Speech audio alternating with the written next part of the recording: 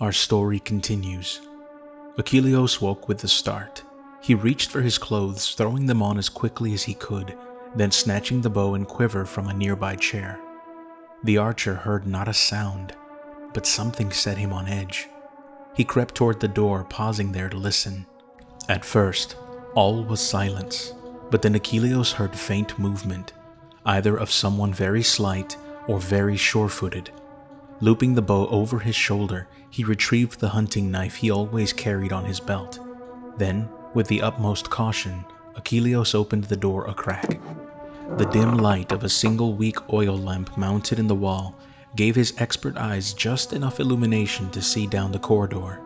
Someone moved at the very edge of the lit area, but not a figure tall enough to be Master Ethan or one of the household servants. In fact, it looked like the young Cedric to him. The boy slowly moved along, pausing now and then before various doors. He stopped in front of the one leading to Cerinthia's chambers, then moved on. For some reason that caused Achilleos to exhale in relief. What exactly the merchant's son was doing, the archer had no idea. There was nothing normal about Cedric's behavior. Achilleos began to fear that the boy's mind might not be all right, or that, considering the events of recent past, something or someone had control of it. That decided it for him. Moving as silent as a cat, Achilleos stepped into the corridor. He kept the knife ready. For what? He did not know. Not to use against the poor boy, certainly. Ethan's son was an innocent. Cedric continued to study the doors, but also peered at the alcoves and even, at times, the ceiling. Achilleos wondered what he expected to find above, then decided he would prefer not to know.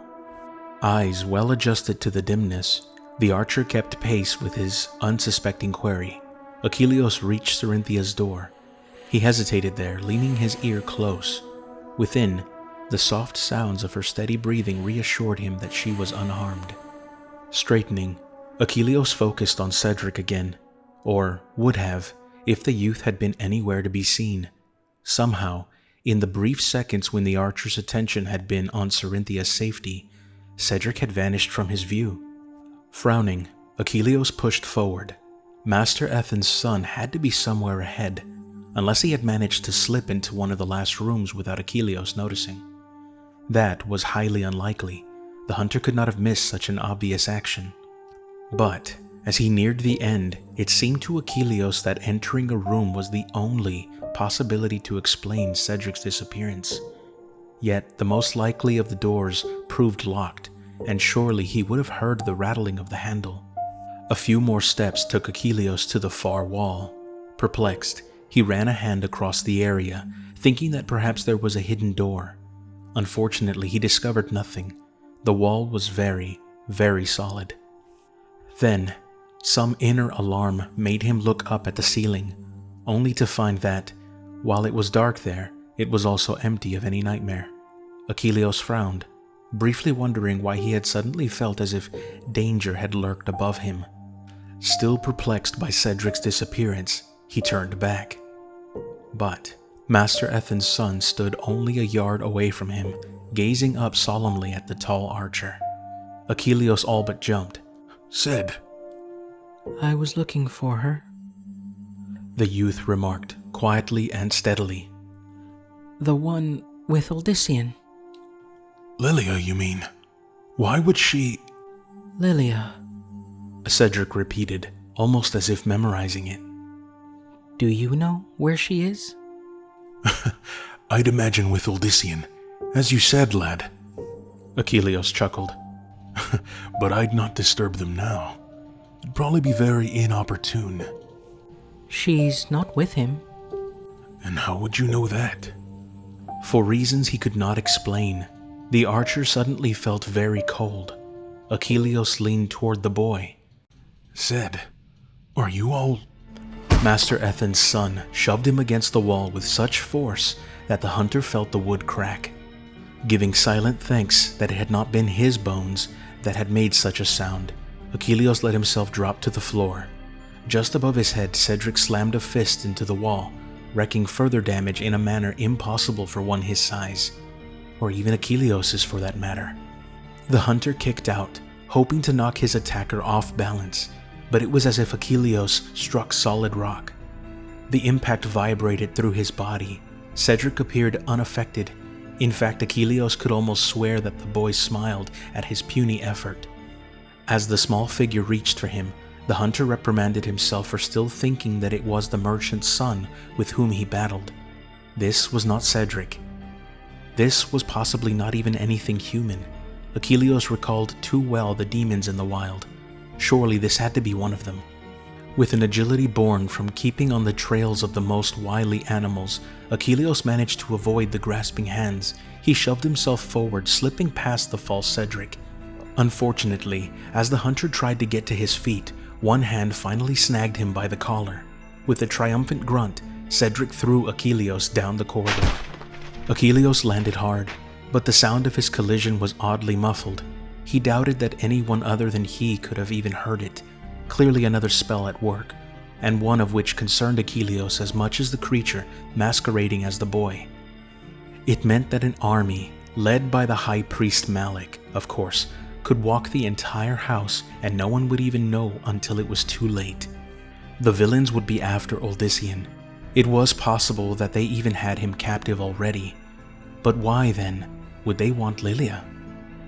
He could only assume that either he was wrong and his friend had escaped the high priest's grasp, which meant that they wanted to use the noblewoman for bait, or Odyssean was a prisoner, as Achilleos had first supposed, and Lilia was to be used to force him to remain compliant.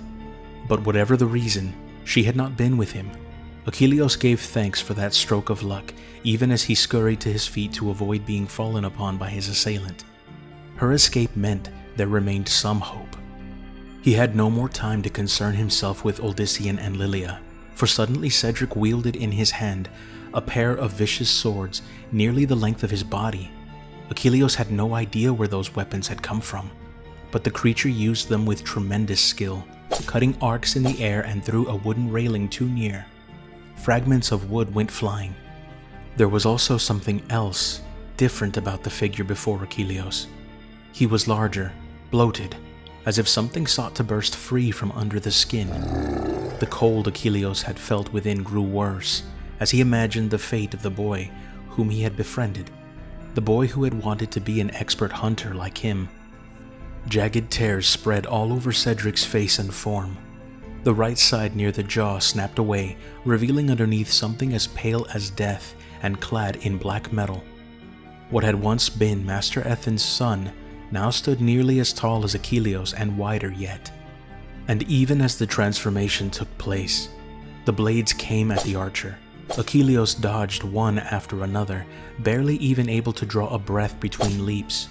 Most other men would have long been cut to shreds, and he knew that one lapse would see him dead.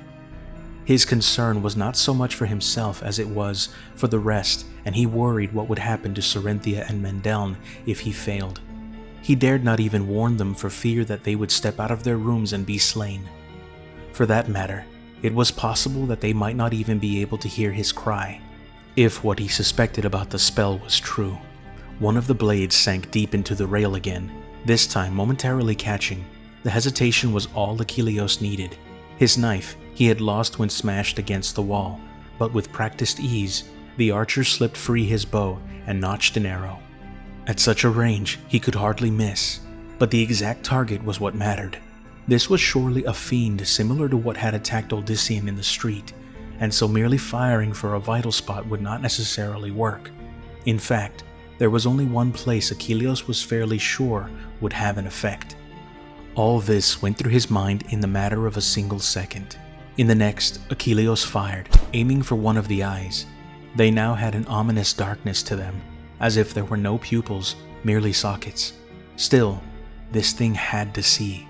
He should have easily hit the spot.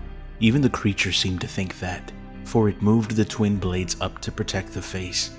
Yet not only did the arrow miss the area of the eye, it flew entirely against all logic, burying itself deep in the wall beside his foe. The bestial figure laughed.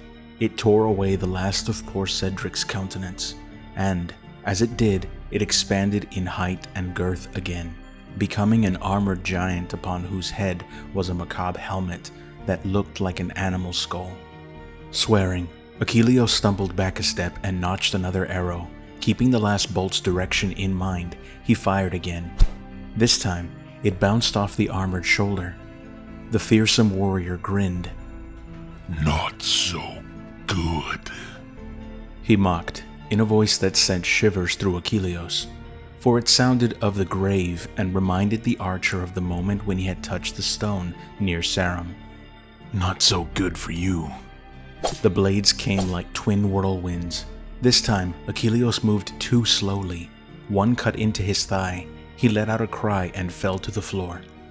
You would make a good Morlu. The armored behemoth grated. Not as good as I, Deimos, but still good. Maybe I bring your body back for the master. He raised both swords. From behind Deimos, someone quietly spoke. Achilleos thought that he recognized the voice, and yet, at the same time, there was that about it that made it sound as unnatural as when the Morlu had spoken. The huge warrior jerked as if a puppet tugged by the strings. With a hiss, he spun to face whoever stood there. Achilleos reached for his bow, but did not know where to fire. The only open area was near the neck, a target where his arrow had failed to slay last time. Who are you? Demanded Deimos. What is it you speak? The other said something in a tongue Achilleos did not recognize. The Morlu let out a howl. He doubled over, dropping one of the swords. Stop it! Stop! Deimos lunged with the remaining weapon, only to come up short. He gasped, then fell to one knee. The second sword joined its brother. The dark figure beyond the Morlu uttered a single syllable. Deimos let out a howl. His body shivered. A stench suddenly arose from the Morlu's direction, a carrion smell. With a last mournful sound, the armored giant collapsed in an ungainly pile. The stench grew stronger. Covering his nose and mouth, Achilleos stared at the one standing over the body. Mendeln? Ultisian's brother stared at Achilleos as if seeing through him. There was a presence around Mendeln that made the hunter shiver, almost as much as when he had realized what had become of Cedric. It was not evil, but so different, and it once more put Achilleos in mind of the stone and what he had felt. Kiri tragul etiske, Mendeln finally said to him, as if this gibberish explained everything. Rising, Achilleos glanced at the Morlu.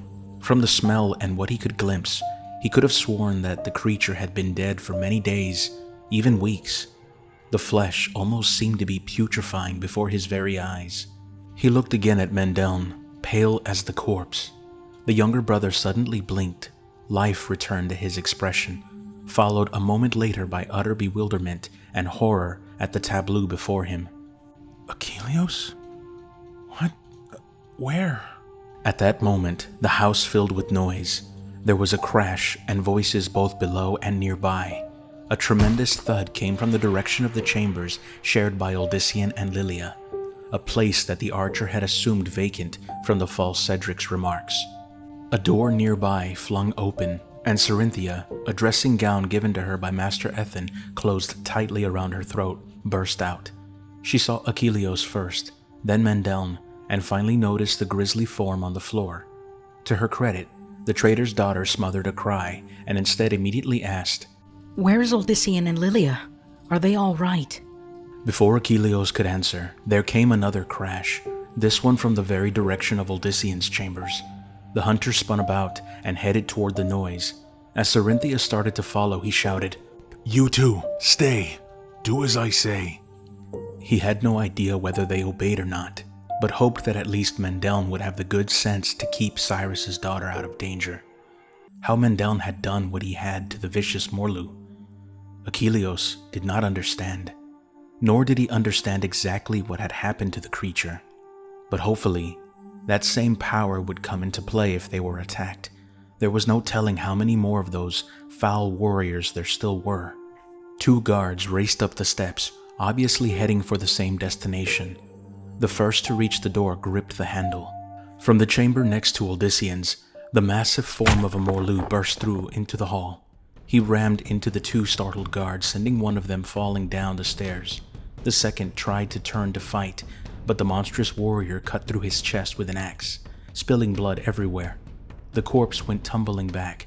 The eyes of the hapless guard ended up staring at Achilleos. The archer already had his bow unslung and ready to fire, but he remained well aware how his previous attempts had failed. With a swift calculation honed by having to adjust for wind and the sudden darting of animals, he finally released the arrow. By all logic, the bolt should have flown far past his target, but it swerved at the last, just as Achilleos hoped. He was certain that some spell had been cast on his weapon, although when that might have happened, he could not say. The only one other than him to touch it, as of late, had been Odyssean and Master Ethan. The shaft buried itself exactly where he hoped. The Morlu let out a howl as he reached to pluck the arrow from one of the dark sockets. Achilleos had a second shot ready by then. He fired immediately and watched with grim satisfaction as the new arrow hit directly in the other socket. The armored behemoth slumped to his knees. The hand pulling at the first arrow dropped loosely to the floor, followed by the one wielding the bloody axe. Yet the Morlu did not completely collapse. Racing up to the fiendish warrior, Achilleos snagged the axe. The Morlu weakly sought to grab at him. The hunter dodged, then, bow looped over his shoulder, raised the axe high. A moment later, he let it sink deep into the Morlu's neck, cutting the head off cleanly. Only then did the body fall forward. Keeping the axe ready, Achilleos looked to Odyssean's door. To his dismay, Cerinthia, a sharp, broken piece of railing in one hand, already stood there, Mendeln on her heels. I told you to stay. Heedless of his warning, she flung open the door. Achilleos leaped after her, fearful for her life. As they entered, it was to see Odyssean and another Morlu with their hands around one another's throat. Cerinthia let out a gasp. She ran up behind the Morlu. Achilleos expected her to try to club him with the piece of wood, but instead, she turned it point first and aimed for the back of the neck. By right, it should have cracked harmlessly, or at most caused some shallow wound.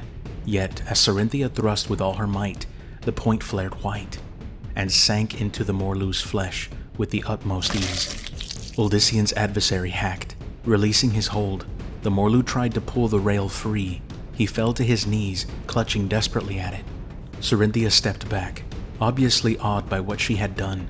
Odyssean, on the other hand, simply bent down over the Morlu, then seized the wood. With powerful effort, he twisted it so that it nearly tore the head off. The Morlu dropped. The head is the key, Odyssean declared. The head. He looked up. Lilia, is she with you? No. Cerinthia quickly responded. One of these creatures was looking for her, Achilleos added. He seemed to be having no luck in this area. I don't understand. Unless... He pushed past them, shouting. She must have gone to look for me. She must have headed to the study, where I last left Malik. Mendeln did not follow after his brother and the others, as they rushed to rescue the noblewoman. It was not that he did not wish to help, but something made him pause and look again at the Morlu, both the one just slain and the other in the hall. A sense of foreboding rose within him as he moved to the nearest. He almost felt that, despite appearances, some spark of animation, not life, remained in the hideous corpse. Without knowing why, he stretched a hand over the back of the body. In his head, symbols appeared. This time, Mendeln had some vague understanding of what they meant, and, as with times previous, their pronunciation was obvious to him. As he said the words, he felt a coolness emanate from his downturned palm. A faint glow like moonlight shone down on the region below his hand. The Morlu's body shivered, almost as if intending to rise again. It was all Mendeln could do to keep from pulling away, yet some inner sense warned him that if he did, it might prove catastrophic.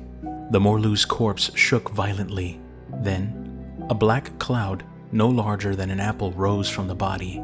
It hovered briefly, then drifted up into his palm, where it promptly dissipated. The Morlu stilled again, The corpse looked as if it had deflated some. Mendel no longer sensed anything. He went to the one in the corridor and performed the same ritual. Glancing over his shoulder, Mendel eyed the first one that he had encountered with Achilleos. He could still not recall how he had gone from his bed to the hall and why that Morlu had fallen at his feet. All that Mendel knew for certain was that he had uttered words to that one, which made it unnecessary to perform the ritual used on the pair. Curiously, Mendel also suddenly recalled that he had not felt alone when he had dealt with that creature. He could have sworn that there had been a figure behind him, someone who had first whispered the needed words, just in time. But who? Mendel asked himself. Who? Then he remembered that there might be more of the helmed warriors, either those in wait or those believed dead. Whichever the case, Mendel knew that he had to see to each one of them, make certain that the ritual was done. Only then could it be ensured that none would rise again. Shivering at the thought, Odyssean's brother hurried along. It had to be the study. Somehow, Odyssean knew that Lilia had gone there. She would have entered without hesitation, certain that her love and Master Ethan were inside, discussing some matter. Malik would take her, then use her as leverage against the son of Diomedes. He knew that Odyssean would do anything to save her from harm. Odyssean's blood suddenly boiled, but if she was harmed? The doors to the study were shut. That seemed very odd considering that now household servants and guards ran all through the building, trying to make sense of what had happened. That none of them had gone to the study in search of their employer boded ill, for it smelled of the cleric's manipulations. His thoughts growing more turbulent, Odyssean threw himself at the entrance. The doors crashed open, one flinging back so hard that it broke off. Odyssean landed on the floor, immediately rolling to his feet and trying to muster whatever he could from within. Malik! He roared, awaiting the worst. This is between you and... But as he drank in the sight before him, Odyssean faltered. There was another Morlu in the center of the study, his head cleanly separated from his body, and a dark, burnt area across his chest. The head, still within the ram's skull helmet, seemed to peer angrily at the ceiling. That scene, though, was nothing compared to what lay sprawled a little farther inside. It was another corpse, stripped cleanly of its flesh, blood spilling from 1,000 ripped veins. The body was tall, athletic in build, as ruined muscle and sinew still managed to indicate, and somehow yet clad despite its flaying. It was the body of Malik, High Priest of the Order of Memphis.